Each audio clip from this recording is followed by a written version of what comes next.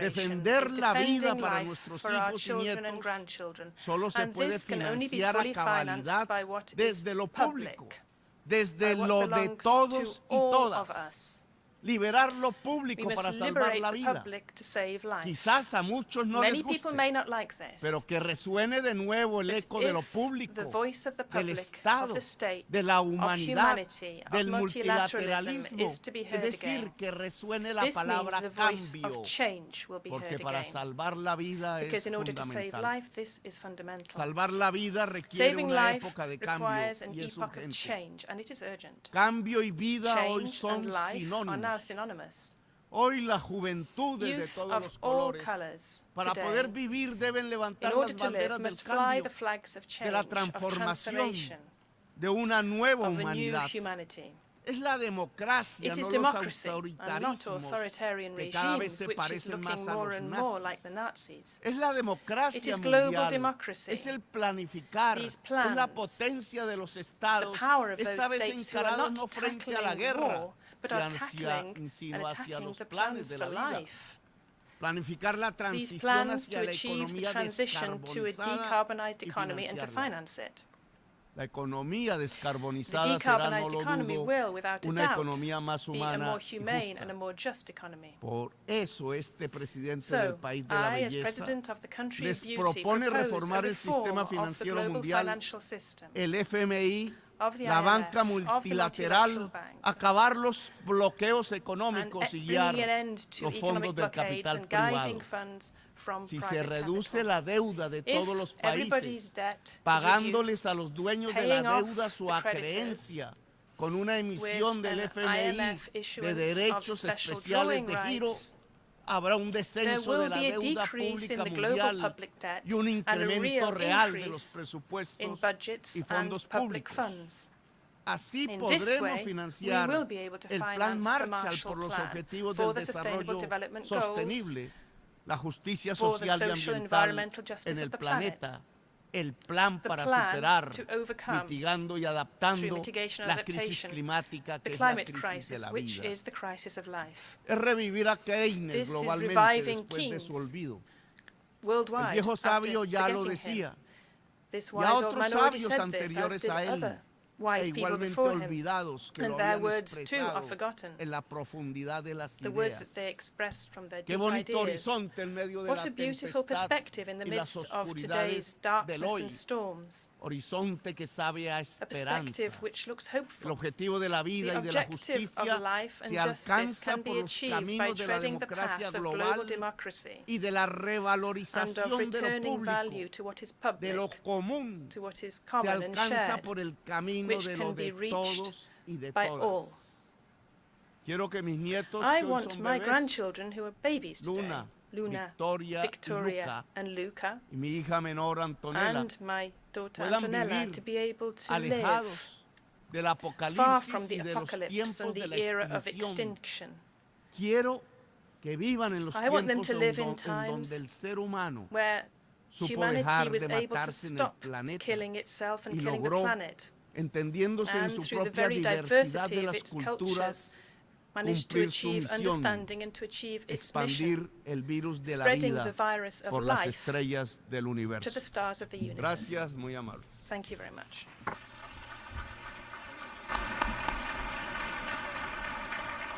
On behalf of the Assembly, I wish to thank the President of the Republic of Colombia for the statement just made, and I request protocol to escort His Excellency.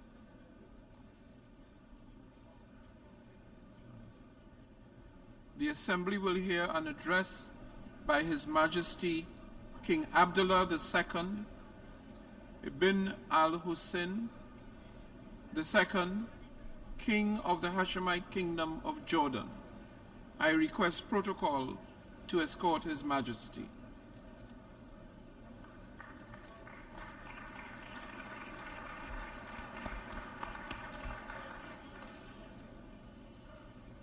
On behalf of the General Assembly, I have the honor to welcome His Majesty King Abdullah II ibn al-Hussein, King of the Hashemite Kingdom of Jordan, and to invite him to address the Assembly. بسم الله الرحمن الرحيم Mr. President, Secretary General, Excellencies, when human catastrophes seem beyond description, we turn to the appalling statistics.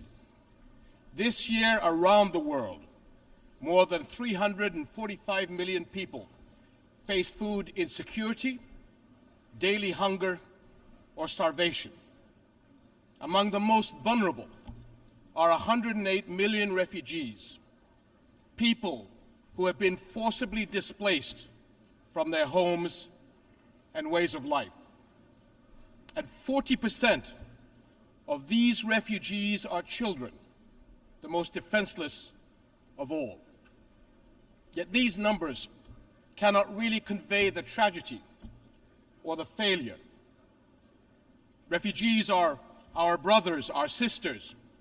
They look to our countries to help end the crises that have driven them from home. Refugees are mothers, fathers, grandparents who have made perilous journeys to save their families. They are young people with big dreams and little children who deserve the chance to dream big. They depend on the international community for their survival, and multiple UN agencies provide vital services to help meet the need. But in recent months, one by one, these agencies have been delivering difficult news. A severe shortfall in international funds has forced them to cut support. Is this what we've come to? Is the international community going to watch as refugee families find themselves forced to send their children to work instead of school? In Jordan, where refugees make up over 1/3 of our 11 million population, cuts have already thrown the lives of hundreds of thousands of refugees into uncertainty. The impact of such humanitarian shortfalls is never limited to a country or a region.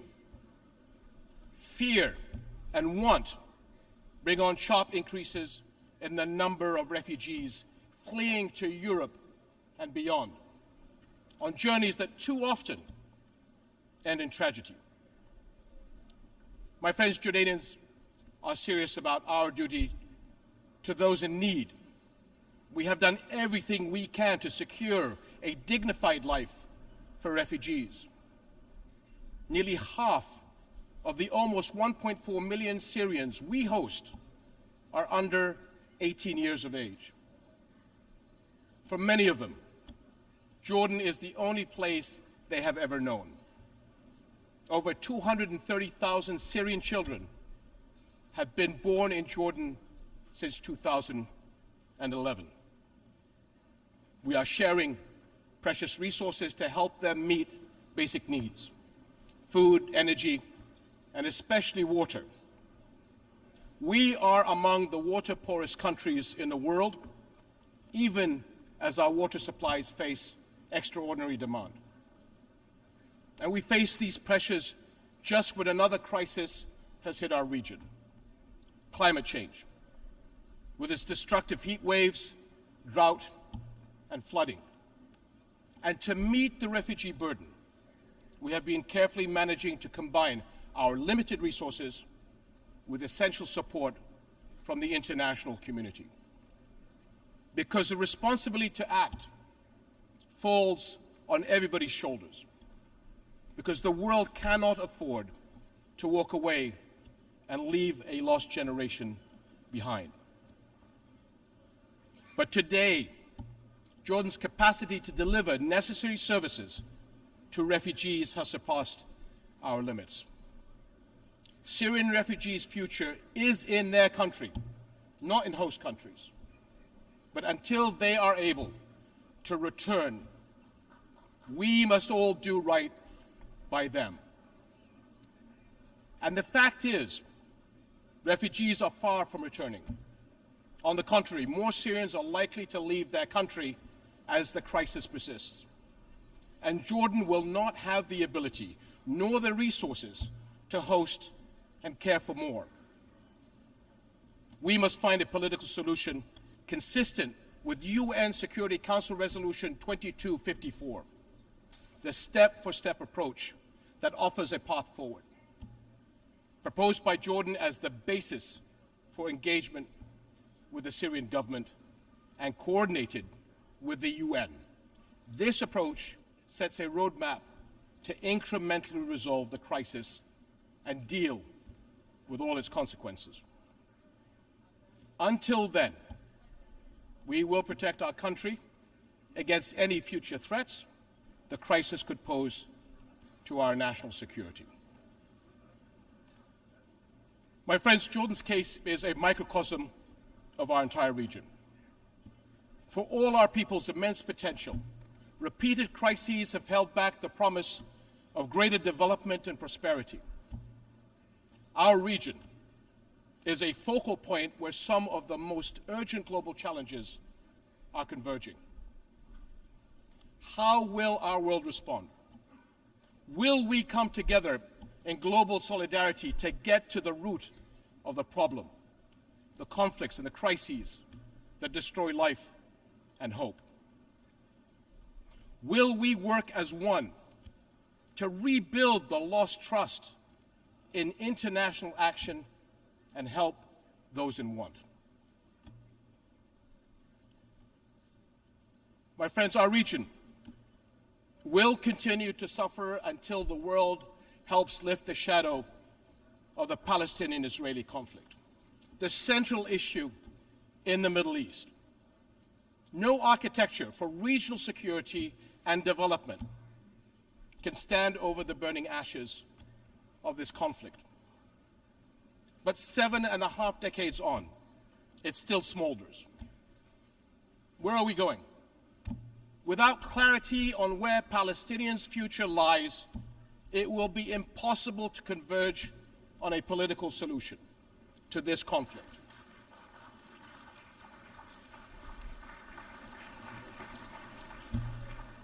Five million Palestinians live under occupation. No civil rights, no freedoms of mobility, no say in their lives. Yet every UN resolution since the beginning of this conflict recognizes the equal rights of the Palestinian people to a future of peace, dignity, and hope.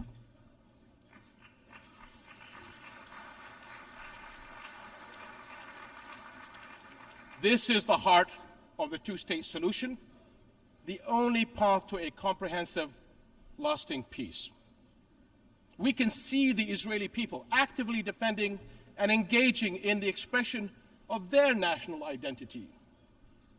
Yet the Palestinian people are deprived of that same right to express and fulfill their own national identity.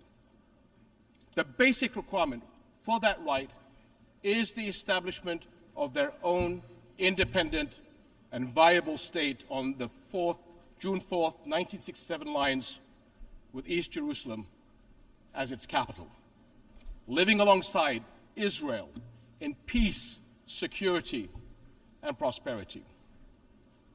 And delaying justice and peace has brought endless cycles of violence. 2023 has been the deadliest for the Palestinian people in the past 15 years. How can people trust in global justice while settlement building, land confiscations, and home demolitions continue? Where is the global solidarity to make UN resolutions believable by people in need of our help? Jerusalem is a flashpoint for global concern. Under the Hashemite custodianship of Islamic and Christian holy sites, Jordan remains committed to safeguarding the city's identity.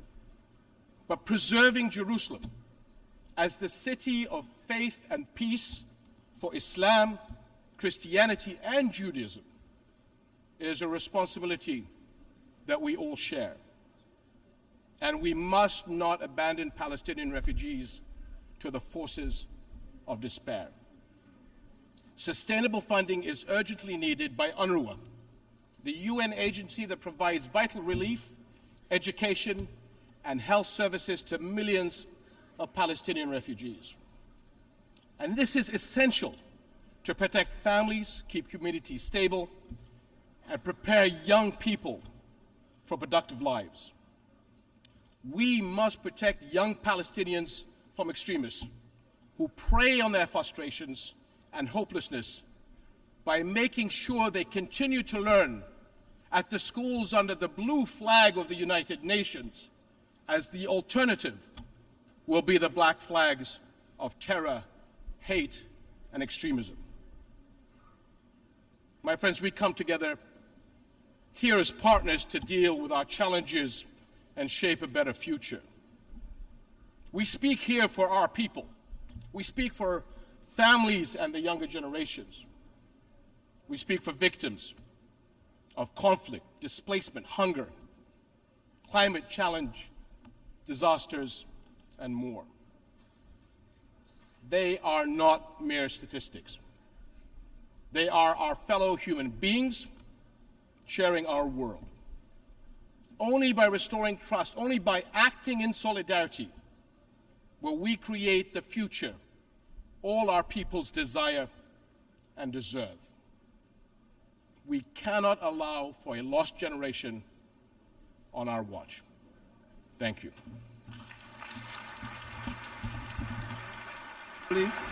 I wish to thank the King of the Hashemite Kingdom of Jordan for the statement just made, and I request protocol to escort His Majesty.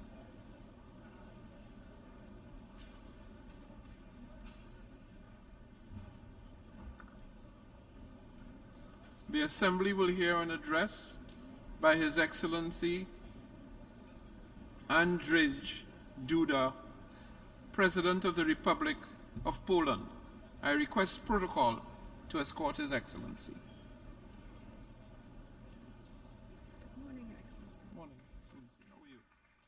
On behalf of the General Assembly, I have the honor to welcome His Excellency Andrzej Duda, President of the Republic of Poland, and invite him to address the Assembly.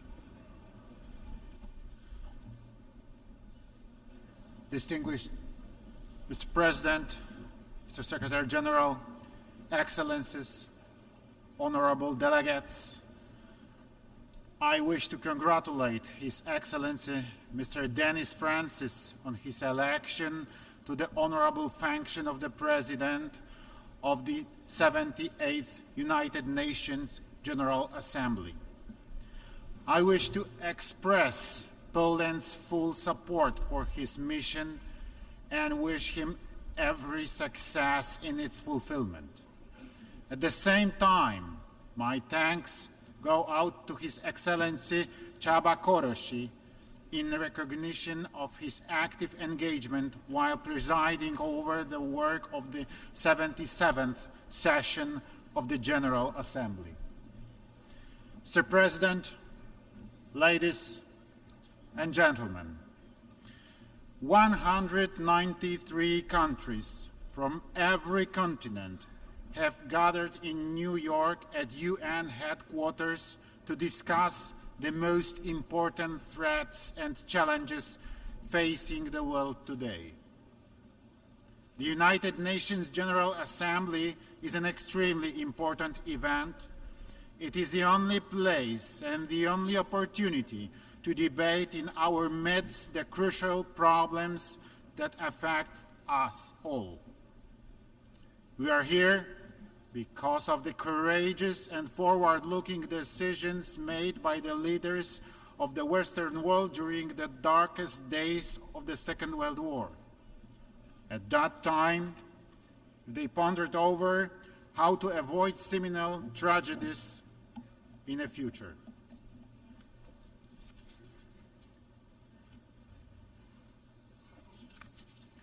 The leaders of the United States and Great Britain, President Roosevelt and Prime Minister Churchill, and soon the other countries of the anti-Hitler coalition, including Poland, signed the Atlantic Charter. It contained the most important principles on which the post-war world order was to be based: self-determination of nations, inviolability of borders, renunciation of violence, economic cooperation, human rights. The Atlantic Charter, together with the Washington Declaration, were the cornerstone in a building of the United Nations organization. Ladies and gentlemen, today once again, it befell on us to live in dangerous times. As a result of Russia's full-scale aggression on Ukraine, hundreds of thousands of people lost their lives or suffered injuries. Millions were forced to flee their own home country, and hundreds of millions worldwide are facing the specter of famine and serious economic disruptions. Russia's brutal aggression brought immense global problems in its aftermath. It put to a test international world order.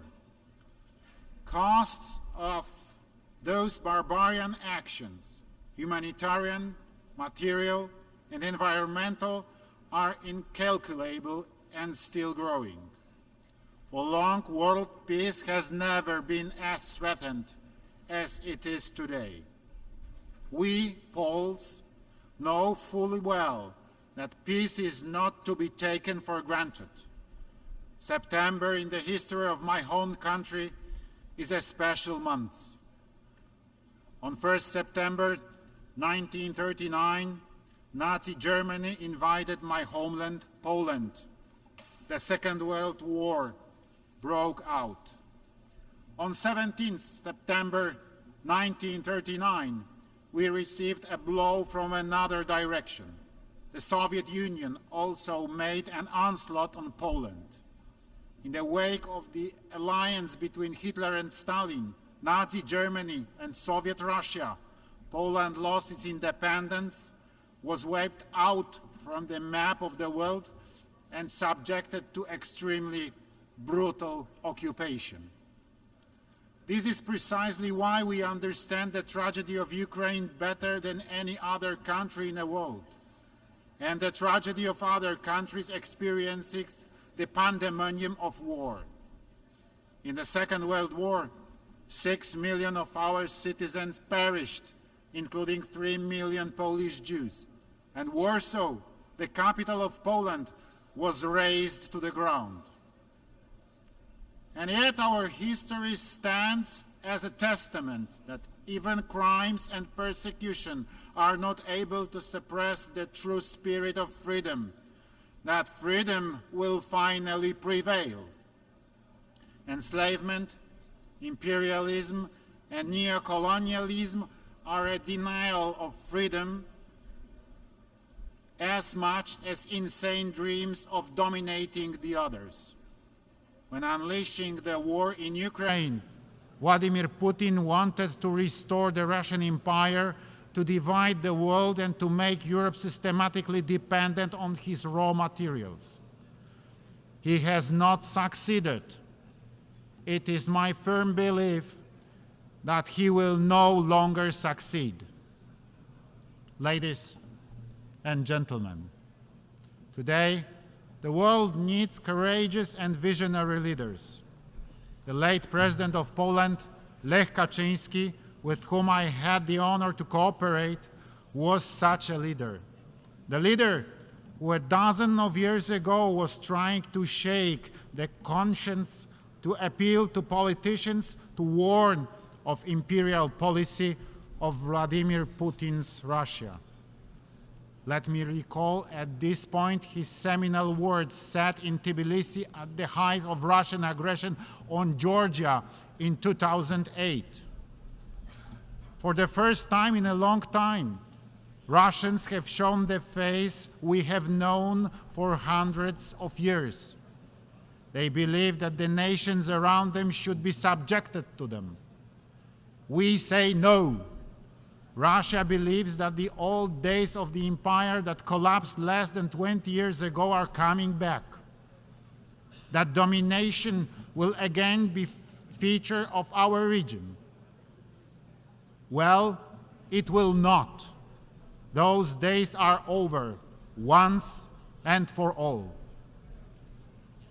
Yes, today, in this very place, at the United Nations headquarters, I wish to reiterate, those days can never return. The logic of conquest, changing borders by force, disregarding the law, and denying the Ukrainian people their right to exist must be stopped. This brutal war must end and not be converted into a frozen war. This can only be done by restoring the full territorial integrity of Ukraine within its internationally recognized borders. Ladies and gentlemen, Poland's position in the face of any war is clear and straightforward. We demand absolute respect for internationally recognized national borders. The inviolability of these borders is a fundamental element of the world order. Today, the victim is Ukraine. Tomorrow, it could be any one of us if we do not follow these ironclad rules, if we do not insistently enforce compliance with international law. Forgotten and unpunished war crimes, crimes against humanity, build a sense of impunity among the perpetrators. Such crimes give permission to their successors and imitators who, following suit, commit similar crimes when they want to dominate and determine the fate of other states and nations. The crimes in a war in Ukraine are the living proof thereof. That is why we are engaged in initiative to hold Russia accountable for gross violations of fundamental norms of international law. We strongly support the work of the International Criminal Court and the International Court of Justice. We support the work of the Independent International Commission under the UN Human Rights Council to investigate violation of human rights and humanitarian law in the context of Russian aggression and to collect, verify, and preserve evidence. We support the idea of establishing an ad hoc special tribunal. The crimes must be accounted for and the perpetrators punished. Ladies and gentlemen, information wherefore goes on. Lie is used to cover up and justify Russian crimes on civilian population. Russia continually tries to shape international public opinion by building a false vision of the reality. In Poland, this comes as no surprise to us, but the world is just about to discover the scale of manipulation and disinformation. This spearhead is often directed also at my country, Poland, labeled in many various ways. This is because we have consistently been opposing Russia's imperial and neo-colonial policy and have supported Ukraine in its defense from the outset. We, as international community, must draw conclusions from the situation. We must confront manipulation and disinformation. We must fight against the hypocrisy of history, the reversal of the roles of the henchman and a victim. What is evil should be called evil. A crime should be called a crime.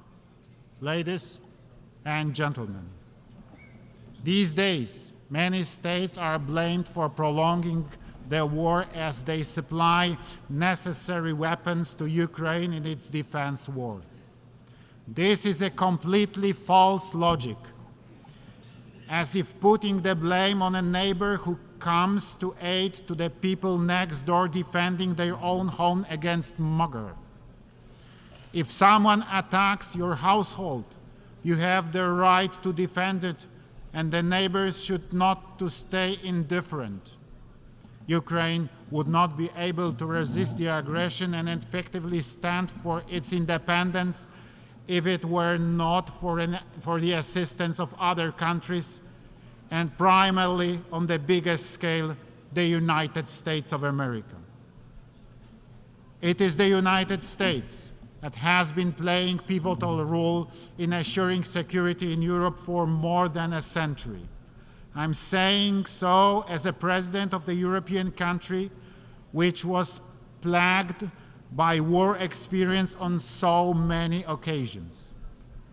It must be remembered that the engagement of the United States in the First World War led it to an end, as much as to the restoration of independence by Poland and by other countries of the Central and Eastern Europe.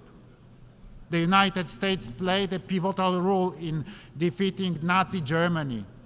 Without the US support, neither the United Kingdom nor the Soviet Union would have been able to resist Hitler. Finally, the United States was instrumental in the reconstruction of Western Europe in the aftermath of war and in fending off the threat posed by the Soviet Union throughout the Cold War. It is too often that Europe tends to forget that it owes its security and prosperity to the US commitment and presence. In Poland, we recall this very well. That is why Poland's top priority for the time of our presidency of the European Union in the first half of 2025 will be enhancing transatlantic relations and cooperation between the EU and the United States of America.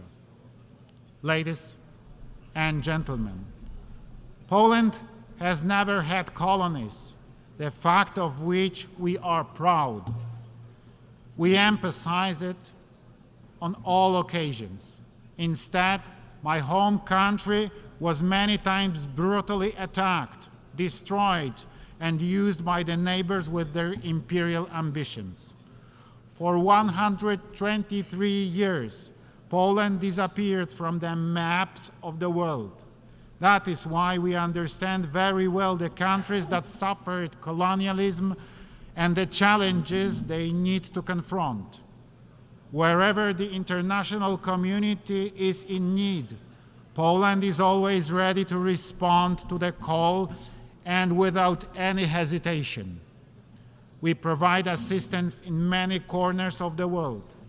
Despite the war in the immediate neighborhood, we will continue our support to the Eastern Partnership countries. We continue to focus on countries of the sub-Saharan region. We are present in the Middle East. Given the refugee crisis caused by the war in Syria, Poland's assistance to Iraq, Lebanon, Palestine, and Jordan will be maintained. Poland will also continue its humanitarian support. Many places around the world are facing worsening food crisis. The situation is most difficult in Africa, where 1 in 5 people is suffering from hunger. Also, the population suffering hunger is increasing in West Asia and the Caribbean. Today, an estimated 2.4 billion people lack sustainable regular access to food, of which some 900 million face severe food insecurity. Therefore, in 2022, we in Poland have supported the World Food Fund activities in Africa, the Middle East, and Asia, including Lebanon, Afghanistan, Tajikistan, and Syria. We found our activities mainly through multilateral channels, as well as through Polish NGOs and their local partners. Poland fully recognizes the ambitions of the African Union to play an even more active role in the global on the global stage. ensuring peace and development in Africa will be facilitated by good and cost-effective governance and the development of democracy on the continent. We respect African solutions to African problems, standing ready to share the experience we have gained in the difficult but successful transformation of our economy. Ladies and gentlemen, Poland is a country of freedom and solidarity. It is known worldwide for the great solidarity movement, which not only stood for workers' rights, but also for freedom and fundamental values. The movement which brought together millions of people courageously defied an evil and changed the course of modern history, bringing about the fall of communism. We are extremely proud of our solidarity. Upon Russian aggression on Ukraine, the Poles have once again illustrated that solidarity is not only the great history, but that solidarity lives in us. Millions of my compatriots committed themselves to bring aid to the people fleeing the nightmare of war. In the very first days of the war, many journalists were coming to Poland and invariably asked me, "Where are the refugee camps?" And my response was, "There are not any. There are not." There was no talk about camps. We hosted our guests in our own homes. We also had the honor of hosting many world leaders who came bringing humanitarian aid, including the United Nations Secretary General and other United Nations high-ranking officials. Thank you for your support and for your presence. Greater solidarity must come as a response to the evil, the war, and aggression. Without solidarity, there will be no lasting peace. Ladies and gentlemen, the world today needs more solidarity. We believe that the idea of solidarity-based development, which we hold so dear, is a beacon for security and prosperity. Poland is ready to take on concrete measures to support the United Nations operation undertaken to confront the most fundamental global challenges and threats, social and economic crisis.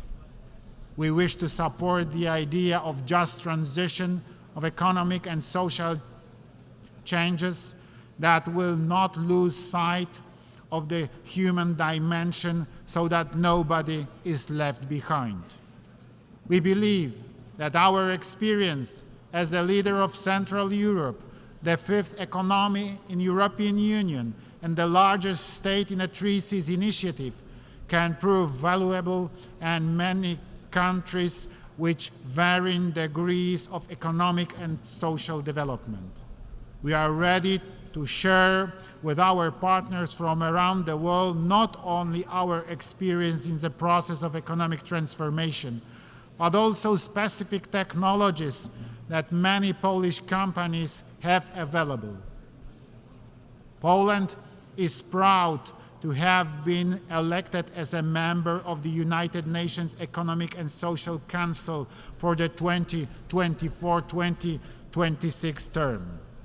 A key priority for our ECOSOC membership will be to draw the international community's attention to the impact of global crises, such as armed conflicts, the energy crisis, the COVID-19 pandemic, and climate change, their impact on socio-economic development. Time is running out to achieve the goals of the 2030 Agenda and the Sustainable Development Goals, and there are still many challenges ahead, so we must unite and intensify our efforts to accelerate the implementation of the individual tasks. Ladies and gentlemen, Today, the United Nations measures its strength against various challenges.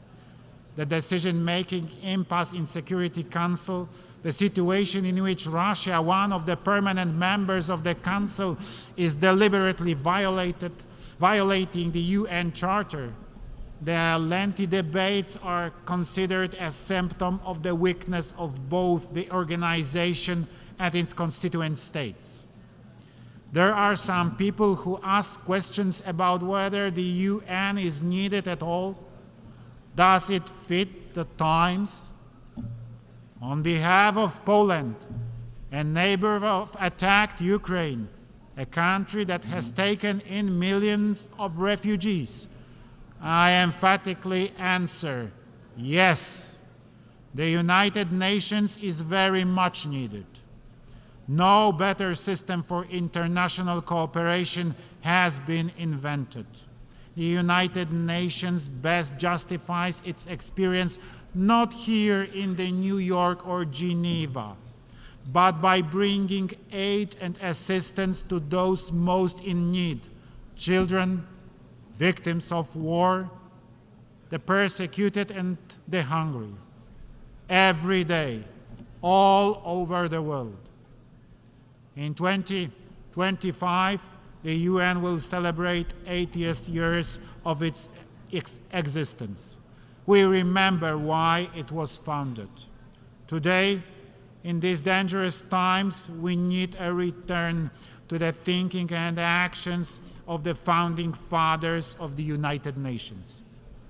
There will be no lasting peace without cooperation, without solidarity between richer and poorer countries, and ultimately without respect for international law. Poland wants cooperation. Poland wants solidarity. Poland wants peace. Thank you very much for your attention. On behalf of the Assembly, I wish to thank the President of the Republic of Poland for the statement just made, and I request protocol to escort His Excellency. The Assembly will hear an address by His Excellency Miguel Diaz-Canel Bermudez, President of the Republic of Cuba. I request protocol to escort His Excellency.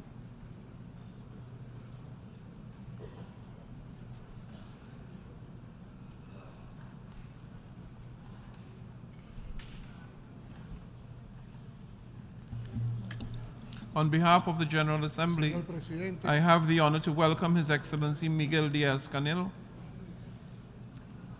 Traigo a esta asamblea la voz del sur, President, I am la de los bringing to this explotados assembly y the voice vilipendiados, of the South, como se lo oyó the decir al Che exploited and Guevara humiliated, en as esta was said misma by sala Che Guevara in this hace same casi room 60 almost años. 60 years ago.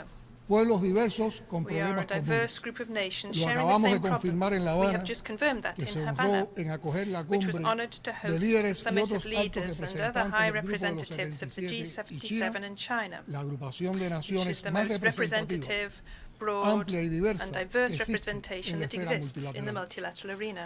Durante 2 días During prácticamente sin those two descanso, virtually más de 100 tireless days, representantes de more las than 100 134 representatives naciones from que integran el 134 grupo nations making up the group levantaron sus voces raised their para demandar voices cambios que ya no to pueden call for posponerse changes that can más no longer be en el postponed injusto, in the midst irracional of y this abusivo orden unjust, económico irrational and internacional abusive que ha international profundizado economic order año that tras year año after year las has enormes deepened the desigualdades enormous entre una minoría de inequalities between a naciones muy minority desarrolladas of y una well-developed mayoría nations que no logra and a superar majority el that has eufemismo not managed de to naciones get rid of the en euphemism desarrollo. of developing Peor aún, nations.